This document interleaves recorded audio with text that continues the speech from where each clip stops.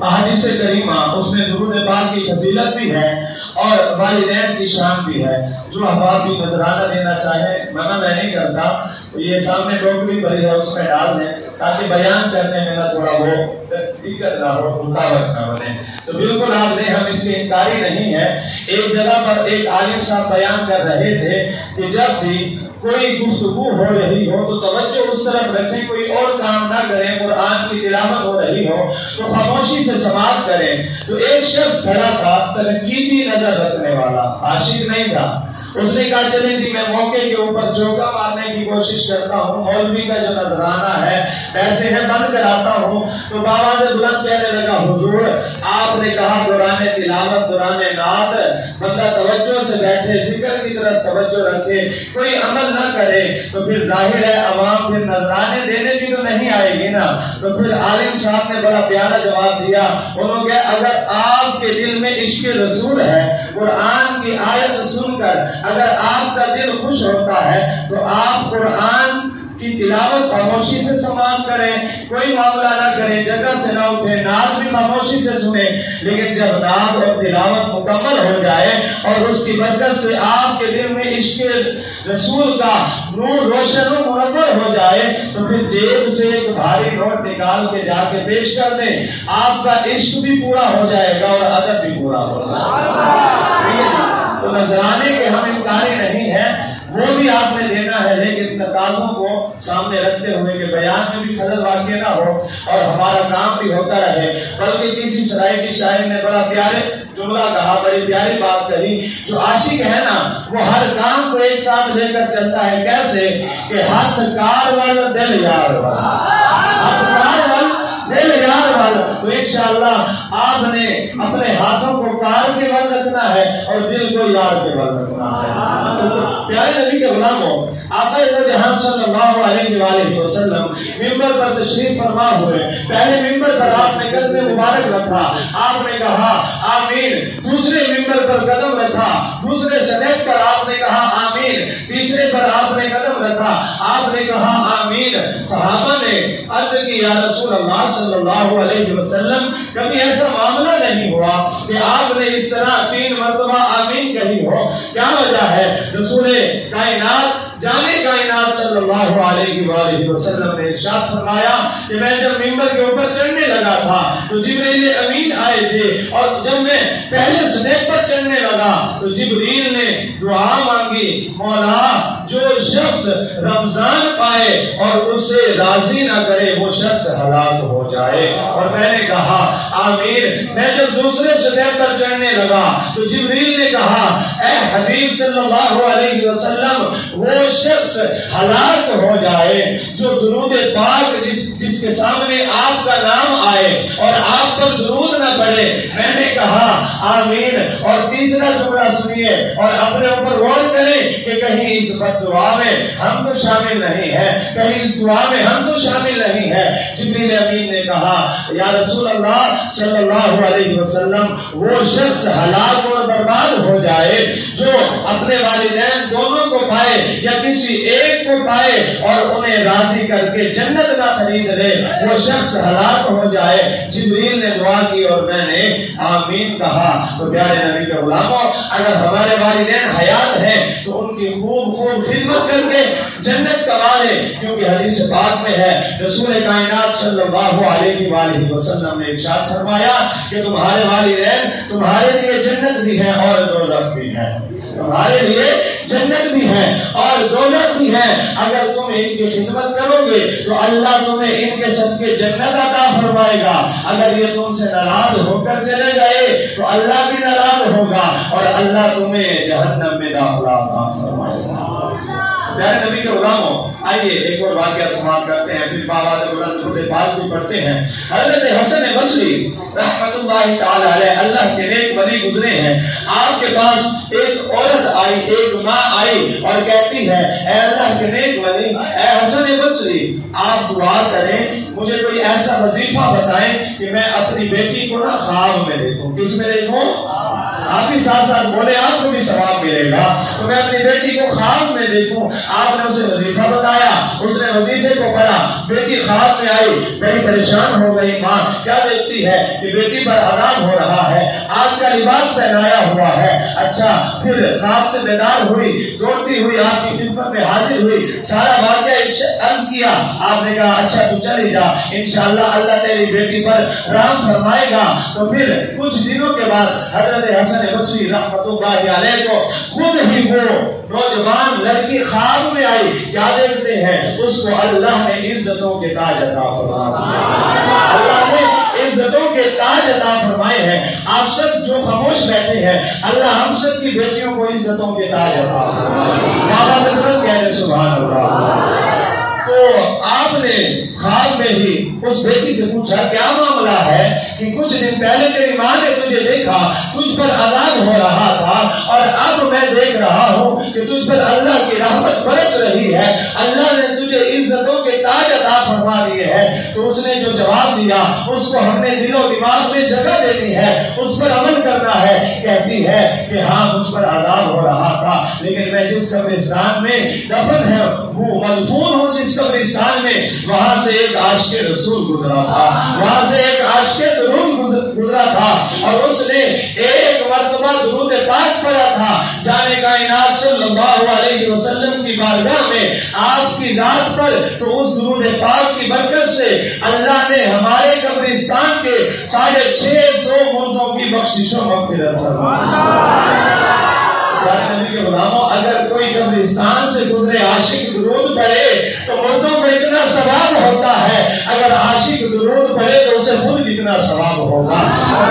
میرے ساتھ درود پاک پڑھے. الصلاۃ والسلام علیک یا رسول اللہ, الصلاۃ والسلام علیک یا حبیب اللہ, الصلاۃ والسلام علیک یا رحمۃ للعالمین وعلی آلک واصحابک یا سیدی یا خاتم النبیین. تو پیارے نبی کے غلاموں, جس طرح میں نے عرض کی 2 سے 3 موضوع تھے. والدین کی شان بھی بیان کرنی تھی, اشارے ثواب کے حوالے سے بھی گفتگو کرنی تھی, اور نمبر 3 میں نے کہ ہم لوگوں کے ہاں یہ ایک عادت ہے کہ مرنے کے بعد تو ہم اس کے جنازے کو کندھا دینے کے لیے جمع ہو جاتے ہیں, مرنے کے بعد تو ہم اس کی میت پر رونے آ جاتے ہیں. کسی نے کیا خوب کہا, یعنی 500 نہیں 50 بندے اگر اس کی حیاتی میں آ جاتے, اس کی مدد کرتے, اس کا غم سنتے, مشکل میں اس کا سہارا بنتے, تو اس کی زندگی آسان ہو جاتی. تو اس کے اوپر بھی کچھ گفتگو کرنی تھی, لیکن وقت بالکل محدود ہو گیا ہے, 10 منٹ ہے, اس لیے کبھی رحمت کی بات ہوگی, کبھی سارے ثواب کی بات ہوگی, کبھی ماں باپ کی شان کی بات ہوگی. جو بھی بات سننی ہے آپ نے باواز بلند کیا کہنا ہے, بار والے بھی جو بیٹھے ہیں وہ بھی ہاتھوں کو بلند کر کے کہہ رہے سبحان اللہ. حدیث پاک میں ہے کہ جو ایک مرتبہ سبحان اللہ کہتا ہے, اللہ اس کے نام کا جنت میں ایک درخت لگا دیتا ہے. جو باہر بیٹھے ہیں ان کو بھی جنت میں جگہ چاہیے, درخت چاہیے, اور اندر والوں کو بھی چاہیے. تو باواز بلند کہہ دیں سبحان اللہ. نبی کے غلاموں, ماں باپ کی کیا شان ہے. آئیے ایک واقعہ مختصر کر کے عرض کرتا ہوں. 3 لوگ وہ ایک میدان میں سفر کر رہے تھے, کہیں پر جا رہے تھے, تو موسم خراب ہو گیا. اب انہوں نے کیا کیا, ایک غار میں پناہ لے لی, ایک غار میں پناہ لے لی. اب آندھی تھی, طوفان تھا, پہاڑ سے ایک پتھر گرا اور غار کا منہ بند ہو گیا. اب وہ تینوں پریشان ہوئے. انہوں نے کہا اچھا ایسا کرتے ہیں, ہم تینوں نا اپنی نیکیاں گنتے ہیں, اپنی جو ماضی کی ہم نے نیکیاں کی ہیں ان کو یاد کرتے ہیں, ان کا وسیلہ اللہ کی بارگاہ میں پیش کرتے ہیں. مولا کرم فرمائے گا, ہمیں اس مصیبت سے نجات عطا فرمائے گا. میں دور کی بات نہیں کرتا کہ 2 دوستوں نے کیا دعا کی, جو میرا موضوع ہے. تیسرے دوست نے جو دعا کی اور عرض کی مولا, پہلے 2 نے دعا کی تو پتھر تھوڑا تھوڑا سرت دیا ان کی دعاؤں کے بعد. جب تیسرے نے دعا کی, ہاتھ اٹھائے, عرض کی مولا میں اپنے والدین کا بڑا فرما بردار ہوں, میں اپنی ماں کی بڑی خدمت کیا کرتا کرتا تھا مولا ایک مرتبہ سخت سردیوں میں میری ماں نے نیند سے بیدار ہو کر مجھ سے پانی مانگا تھا، کہیں دودھ کا بھی ذکر ہے، مجھ سے دودھ مانگا تھا، اب مختصر پانی مانگا اور میں پانی لے کے جب ماں کی خدمت اقدس میں حاضر ہوا دیکھا کہ ماں سو گئی تو میں نے جاگنا بے ادبی سمجھا، اپنی والدہ کو نہیں جگایا، سخت ٹھنڈ کا موسم تھا اور میں جب اس گلاس کو لے کر اپنی ماں کے سرہانے کھڑا ہو گیا کہ اگر میں چلا جاتا ہوں، ماں اٹھی اور میں پانی لے کے یہاں کھڑا نہ ہوا تب بھی بے ادبی ہو جائے گی، جگانا بھی بے ادبی ہے، اگر پانی موجود نہ ہوا میں جا کے سو گیا تب بھی بے ادبی ہوگی، مولا میں ہاتھ میں پانی کا گلاس لے کر میں وہیں پر ماں کے سرہانے کھڑا ہو گیا، مولا پانی گرتا رہا اور وہ برف بنتا گیا اور وہ گلاس کا جو پانی کا گلاس تھا میرے ہاتھ کے ساتھ جم گیا، جب ماں صبح بیدار ہوئی اس نے پانی مانگا، جیسے میرے ہاتھ سے وہ گلاس جدا ہوا تو میرے ہاتھوں سے خون جاری ہو گیا، ماں کی جو رحمت ہے دریائے رحمت جوش میں آیا اور اس نے میرے لیے دعا کی، مولا اس خدمت کی برکت سے اور ماں کی اس دعا کی برکت سے اس مصیبت سے اس غار سے پتھر سے نجات عطا فرما، اللہ نے اس پتھر کو فوراً ہٹا دیا، تو پیارے نبی کے غلاموں یہ ہے ماں کی دعا کی برکت، اگر ماں دعا کرے تو پھر اللہ جو ہے وہ موت اور مصیبت کو بھی ٹال دیتا ہے، پیارے نبی کے غلاموں آئیے آگے چلتے ہیں، یہ تو ہے ماں کے فرما بردار کی شان، یہ تو ہے اس کی فضیلت، اگر کوئی ماں کا نافرمان ہے آئیے اس کا واقعہ بھی سماعت کرتے ہیں کہ ایک مرتبہ رسول اللہ صلی اللہ علیہ وآلہ وسلم کی فکر تھی میں حاضر ہوں، میں بہت دن کے بیٹھا ٹینشن نہ لینا، سارے حسینی بیٹھے نا کو سبحان اللہ، سارے حسینی بیٹھے حتیٰ بچا گیا کو سبحان اللہ، ٹینشن نہیں لینا، ایک حدیث میں آئے میں کی سامنے رکھی ہوئی ہے انشاءاللہ جی۔ تو رسول کائنات صلی اللہ علیہ وآلہ وسلم کی خدمت میں ایک شخص حاضر ہوا، عرض کی یا رسول اللہ صلی اللہ علیہ وسلم آپ کے غلام پر وقت نظر آری ہے لیکن روح قبض نہیں ہو رہی، جان نہیں جا رہی، آگے اٹک گئی ہے، رسول اللہ صلی اللہ علیہ وسلم اس کی پاس تشریف لائے اور ماں سے وجہ پوچھی کہ بھئی کیوں اس پر یہ کیفیت آری ہے، ماں نے کہا کہ یہ میرا نافرمان تھا، نافرمانی کیا کرتا تھا، رسول اللہ صلی اللہ علیہ وسلم نے فرمایا اسے معاف کر دو، کہنے لگی نہیں اس نے مجھ پر بڑا ظلم کیا ہے میں اسے معاف نہیں کروں گی، رسول اللہ صلی اللہ علیہ وسلم نے حکم دیا اے صحابہ پھر لکڑیاں لاؤ، لکڑیاں اکٹھی کرو، جب ماں نے دیکھا کہ لکڑیاں اکٹھی کی جا رہی ہیں عرض کی یا رسول اللہ لکڑیاں کیوں اکٹھی کی جا رہی ہے، ارشاد فرمایا ظاہر ہے اس کی جان نہیں نکل رہی، روح اٹک رہی ہے، اب ایک ہی حل ہے اس کو جلایا جائے گا، ماں کا نافرمان ہے یہ، پھر ماں تھی نا وہ پھر رحم دل تھی، رحم کرنے والی تھی، کہنے لگی مولا مانا کہ میرا نافرمان ہے لیکن میں اسے جلتے ہوئے نہیں دیکھ سکتی، مولا اے اللہ کے حبیب صلی اللہ علیہ وآلہ وسلم میں اپنے بیٹے کو معاف کرتی ہوں، معاف کرتی ہوں، ماں کے معاف کرنے کی دیر تھی بیٹے کی روح پرواز کر رہی،